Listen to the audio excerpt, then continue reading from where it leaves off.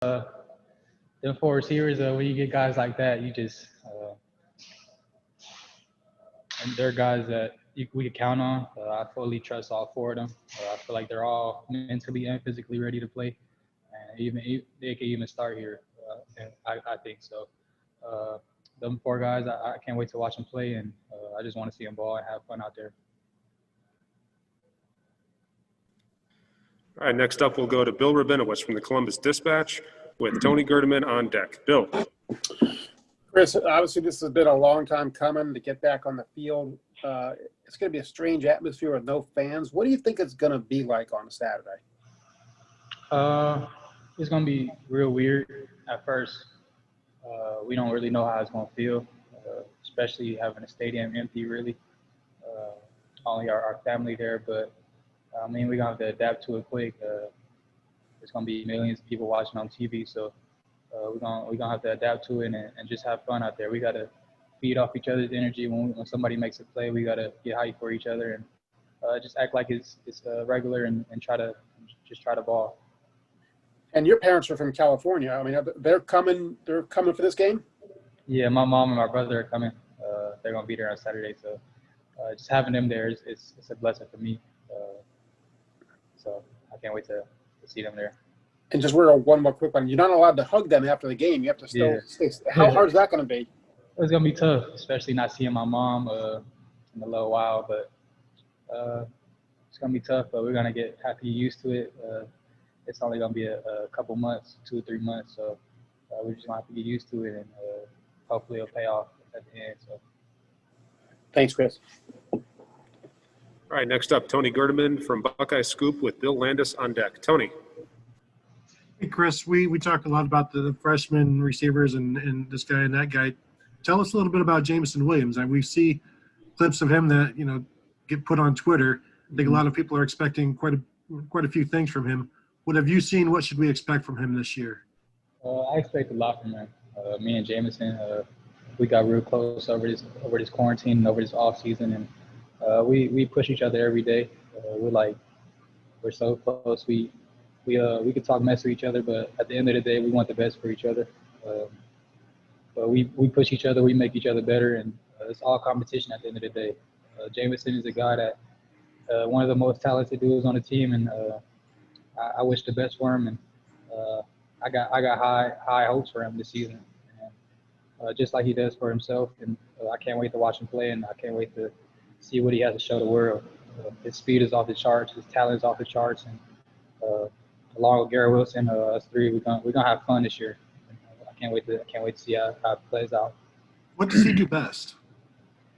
He's a speed guy, but I think his route running is great. His run after the catch is off the charts too. So everything you're gonna see on Saturday, but I just can't wait to see him play, and it's gonna be fun watching him at the same time.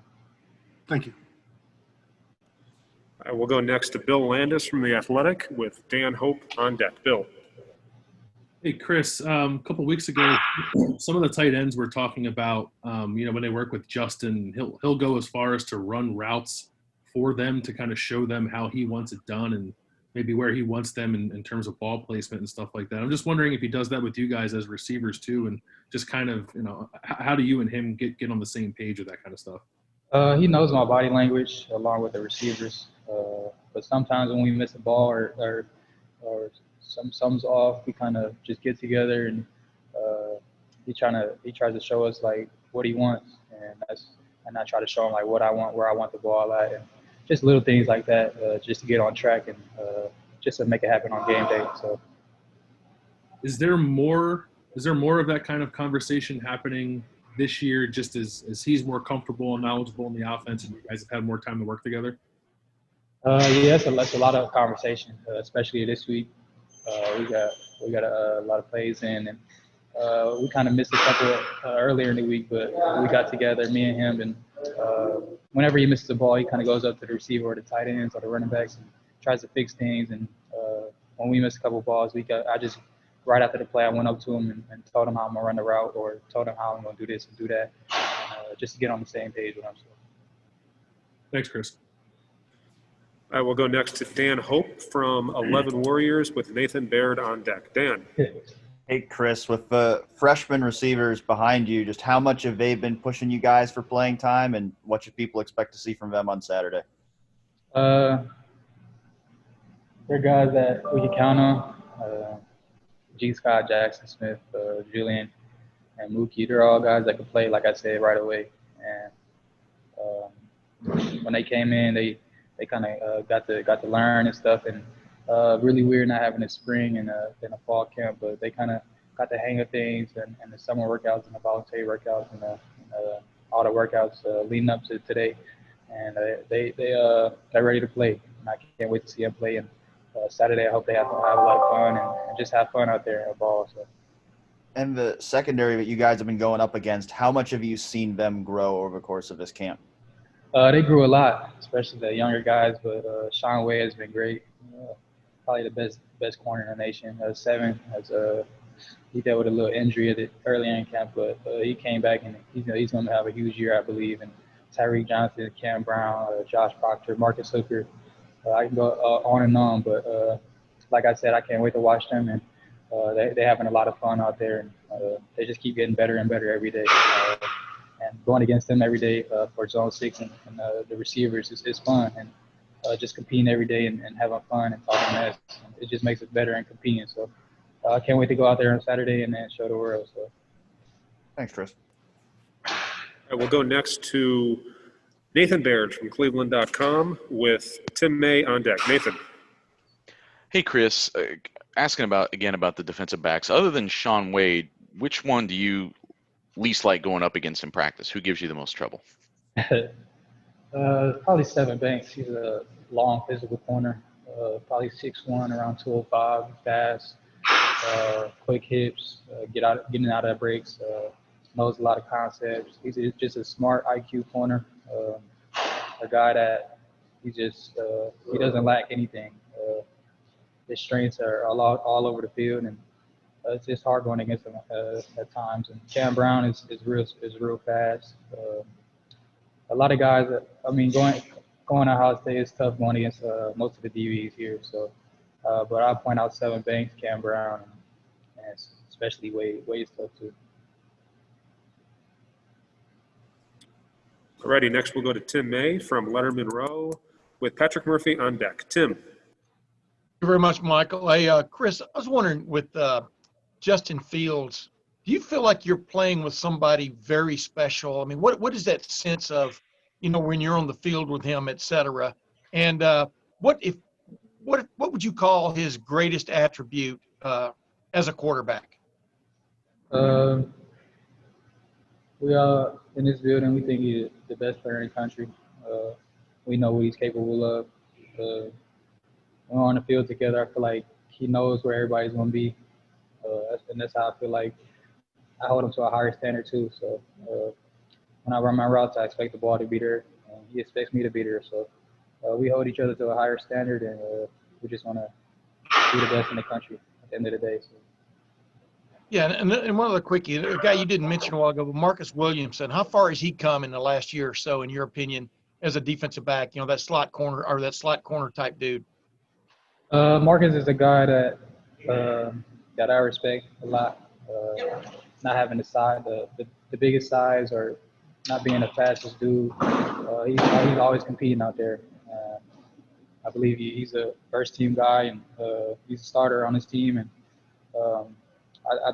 I respect Marcus a lot, and I can't wait to see him play, especially in the slot. And when he's on the field, he's always around the ball, and he's always making plays. So I can't wait to watch him on Saturday, and hopefully he balls out. So. Thanks, man.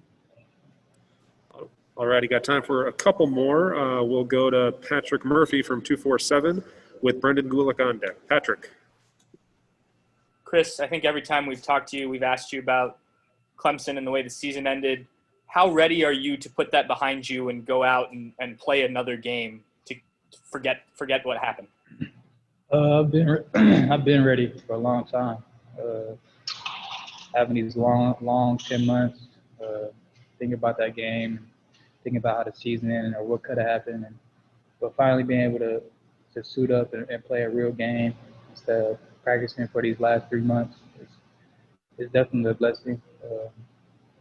Thinking about so many things over the quarantine, thinking about what I could have done, what could have happened, and I'm just ready to play, and as long as my team. So we can't wait to go out there on Saturday and play. And you've talked about how a number of other guys have gotten better. How have you gotten better this offseason? Just trying to be consistent, trying to lead and on and off the field. And I mean, working by myself a lot, watching a lot of film, and just trying to get better on my own, and working on my weaknesses from last year, working on my feet, and trying to become a better route runner, and working on my strength and trying to take it to another level, and just trying to be the best in the country at what I do. And I think I've done a good job, and can't wait to play. Thanks, Chris. All righty, we'll go next to Brendan Gulick from Buckeyes Now on Sports Illustrated with Spencer Holbrook on deck. Brendan. Chris, I want to ask you maybe a question from like a 10,000-foot view here about high school recruiting. You were a 3-star recruit in high school, and I think you've kind of proven here with the success you've had the last couple of years that you were overlooked. Did it matter to you then that you were a 3-star? Do those kinds of things get talked about, or is it just this big hype machine that, once you get to this level that it doesn't matter so much anymore? And I guess one additional question, what would you tell your younger self that you know now based on what you've kind of gone through and how this whole thing has worked out for you? I don't think that recruiting stuff matters at all at the end of the day. Being a 5-star, 4-star, 3-star, 2-star even. At the end of the day, you're going to come in here and you got to work for what you want. And I believe that's what I did when I first got here. I just kept my head down. I didn't really say much. Just listen to the older guys, listen to the leaders on the team. And I just wanted to contribute in any way I can. And that's what I believe I did. To tell anything I could tell my younger self is just to keep working hard and don't really listen to the outsiders. I feel like outsiders just keep putting things in your mind that doesn't help the team. And at the end of the day, I just want to help the team, help my team win, and whatever that is, I'm going to do that. So. Appreciate it, man. All righty, and our last questioner for the day will be Spencer Holbrook from Letterman Monroe. Spencer. Chris, when you first hear the news that Garrett's going to shift to the inside after seeing the success that he had on the outside last year, does that kind of shock you a little bit? And were you expecting him to look the way he does now in the slot? Not at all. I mean, with KJ being gone and us not really having a standout slot receiver, I feel like Garrett has the attributes and everything that it takes to be a slot receiver. I feel like he's versatile. He can play outside or inside. And, he's a guy that I trust when he's on the field with me, and he's gonna make them plays whether he's outside or inside. So having a guy like Garrett is a huge honor, especially playing alongside one of him. I believe he's one of the best in the country at what he does, and I can't wait for him to show the world and show the things that he could do. Sometimes it's not really human what he does. So having him inside is a blessing, and hopefully we can get him more touches so he could show the world what he can do.